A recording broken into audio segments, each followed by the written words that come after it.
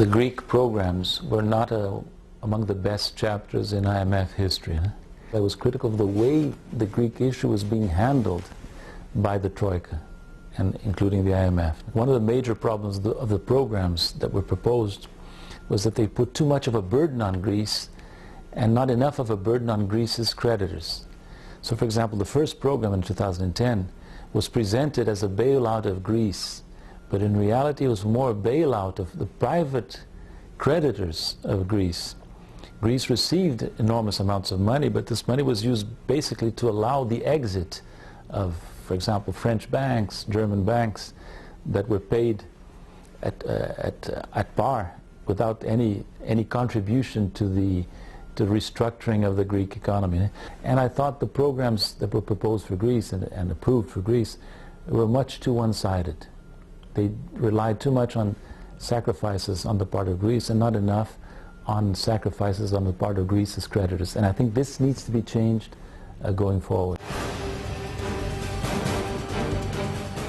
In my opinion, the debt is way too large, and a solution to the Greek crisis should include a restructuring of the Greek debt with its European official creditors. This view is perhaps not widely shared, not a consensus view, but I think if you look at the situation in Greece, it's difficult to see how Greece will extricate itself from this serious economic and social crisis without some debt restructuring. When I refer to debt restructuring, I'm thinking mainly of the largest part of the debt of Greece now, which is the large debt accumulated vis-à-vis its European partners. If I can give an opinion, I think the Greek government should respect the IMF's preferred creditor status. Any restructuring of debt should affect other creditors that do not have this preferred creditor status. Not recommend that Greece attempt to restructure its debt with the IMF. I think it's important that the new Greek authorities continue their dialogue with the staff, with the technical people of the fund, but that they also reach out to the political authorities here in the fund, that they speak to the executive directors, that they, when they come to Washington, they present their views directly to the executive directors. It's important also to establish a dialogue and perhaps to invite some executive directors of the fund to visit Greece.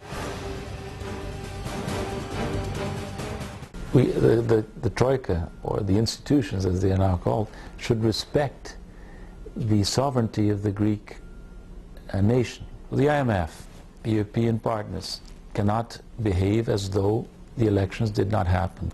In my opinion, it would be wrong for the IMF to indicate that it understands that Greece should stick to all commitments made by the previous government, in the previous program. That's not to be expected.